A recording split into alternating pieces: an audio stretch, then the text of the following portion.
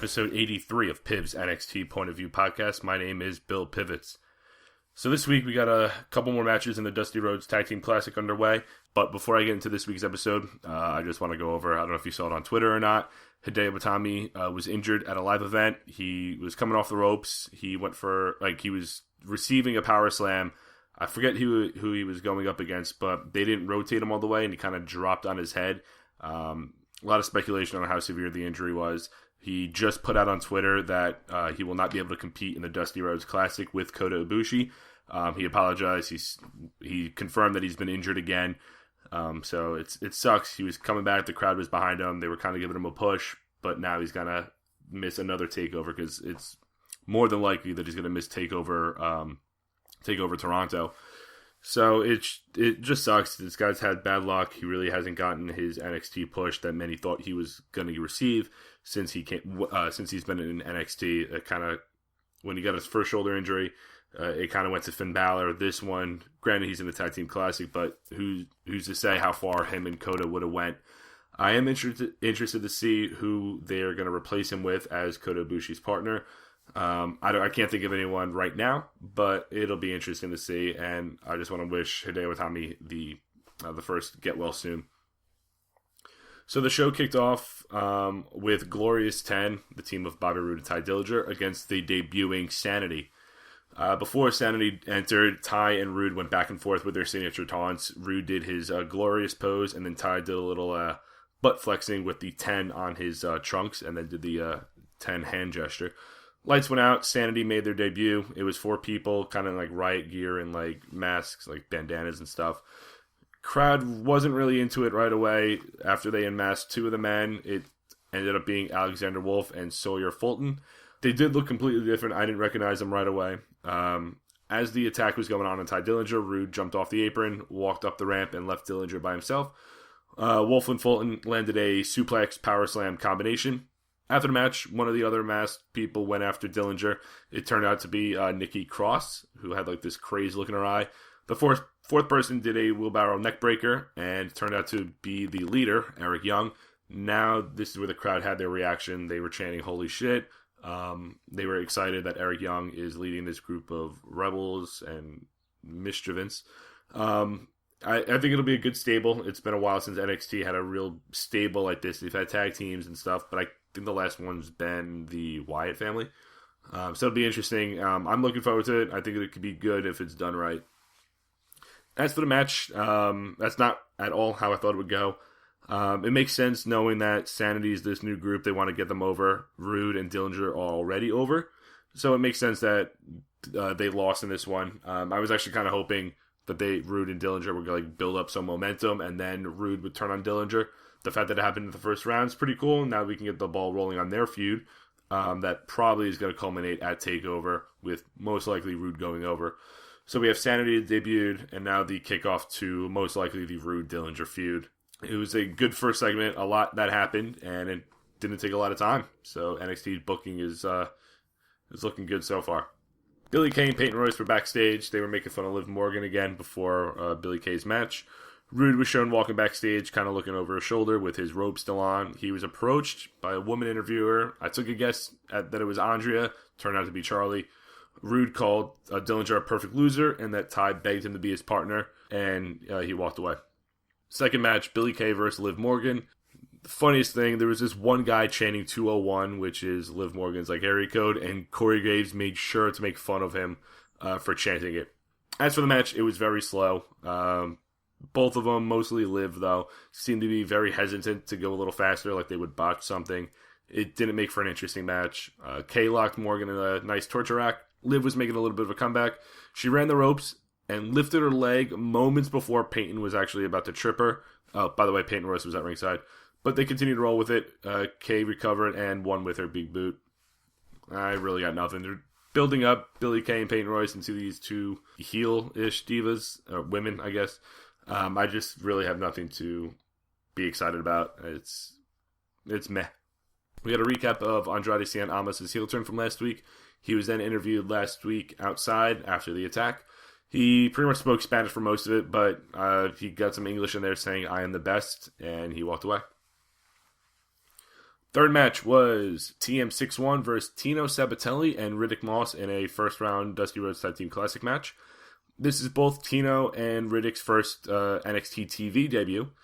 Tino, I was looking forward to seeing him in action because he was one of the focus points on the Breaking Ground series that aired, I believe, last year. And the way that they came out, they have the attitude and the look to be one cocky mid-card heel team. And I think NXT definitely needs that. Moss and Miller went back and forth for a little bit. TM61 worked over Riddick Moss in their half of the ring. There was a loud "We want Tino, no we don't" chant. Tino somehow ended up on the other side of the ring, and he pulled down the ropes as Thorne went for a dive, and he kind of crashed on the outside and hit his head against the railing, and that led to the first commercial break. Phillips decided to explain why some of the crowd likes Tino. It was kind of half-assed, but I do appreciate the attempt at giving him some backstory as to why the fans are cheering for him. Shane Thorne went for some springboard attack, but Tino caught him with a big power slam. And every time they mention Nick Miller, who's Shane Thorne's partner, I immediately think of New Girl. Great show, but I don't know. It's just, I think of Nick Miller and his crazy antics. Miller held up Moss for a long delayed suplex, got the crowd going. They then hit Sabatelli with the Thunder Valley to get the win. That may be my favorite TM61 match since they've debuted. Tino and Moss looked really good for it being their first time on NXT TV. I do see a potential in them as, like I said, a mid-card heel team. I would have liked to see TM61 go over in a squash match, but with the Authors of Pain being the most powerful team in the tournament, I don't see them doing a squash match with TM61 either. But I really don't see anything special at all with TM61. They're just two smaller guys. Really don't cut promos. They do flips and stuff, but I'd rather watch Gargano and Ciampa over these two any day. We got word that Rich Swann and No Way Jose versus Tony Nese and Drew Gulak will take place next week. I've seen so much of Nese and Gulak between NXT and the Raw Cruiserweight division. I'm kind of over these two right now. So after all that took place, it led to our main event, a little bit of a grudge match between Blake and Murphy. Looking at these two, I really can't believe that they put the NXT tag team titles on them. I don't know. It was a kind of a fluke win, and then I think Phillips mentioned that they were champs for 8 months. God, I can't believe it lasted that long. They were going back and forth a little bit here, kind of one-upping each other and doing move for move. They connected with the big boot at the same time, which slowed this match down even more. Murphy elbowed Blake out of the ring and then landed a senton splash over the top rope. He rolled Blake back into the ring to continue the attack, but as he was going to enter the ring himself, Samoa Joe ran down. I'm laughing because the face that Samoa Joe made when he was running down was hilarious. He threw Murphy into the steps. He then spiked Blake on the floor, and then he picked Murphy up and landed his one-arm slam on the apron, and then grabbed the mic again.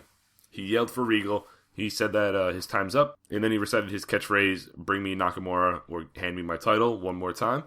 After the break, Joe was still in the ring waiting for Regal's decision. Crowd was chanting for Nakamura, and then after about 30 seconds or so, Nakamura's music played. Crowd popped. He came out. He had a neck brace on. He took it off, though. Joe had this shocked look on his face that he was surprised, one, that Nakamura was here, and two, most likely that he was able to compete.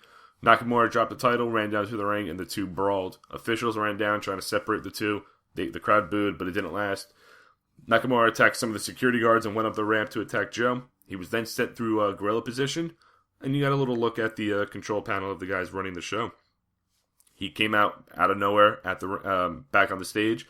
He then landed a Kinshasa to one of the security guards, and Corey Graves popped for it even then. This brawl just went out of control. They went back into the ring. I think Nakamura landed some kicks and stuff, and then he landed a Kinshasa on Joe. Nakamura went up the ramp. 102 left and celebrated as the show closed. Yeah, Nakamura went up the ramp, raised his arms, grabbed his title, and went back as the show closed. Crazy episode of NXT. A lot went down. You had, I guess, 4 matches, and I think because Murphy was attacked first, he's technically the winner, but that kind of got thrown out the window there. I like the Sanity reveal. I remember reading the spoilers a while back. I knew it was Eric Young. I didn't know who the other 3 were. So just seeing that they're giving Wolf and Fulton something to roll with here with Eric Young, considering how over Eric Young is. Yes, Eric Young is over with the NXT crowd. I don't know if they're heel or babyface. They went up against a heel Bobby Roode and I think a babyface Ty Dillinger. I don't even know. So the lines are all blurred on this one, but they got a good reaction, which is nice. Women's match, they just keep getting worse and worse unless it's Asuka or Ember Moon. But then again, it's a squash match at that point, so there's really nothing to be invested in. And it sucks because I've said it before, but the women's division was probably the best thing NXT had for a long time. Riddick Moss and Tino Sabbatelli looks good. I like their look and the little backstage segment that they had before the match, the little promo. They have good chemistry too, and I like them. Main event, boring, but it led to an awesome brawl between Nakamura and Joe, and I can't complain about that. Things are starting to pick up with TakeOver just a few weeks away. You have the one Tag Team Classic match next week. No Way Jose and Rich Swann are teaming up. And I think that's all they advertised. I don't remember anything else. No women's matches. There's going to be a second Tag Team Classic, considering it's been 2 weeks in a row with 2 matches. But yeah, that was this week's episode of NXT. Maybe they're going to reveal who Kota Ibushi's partner is. I'm not too sure if they'll address it on next week or not. But we still have to find out that. But yeah, that was episode 83 of Piv's NXT Point of View podcast. If you want, follow me on Twitter at bpiv_sports. Rate, review, subscribe to the show on YouTube. And I'll be back next week with episode 84. Peace.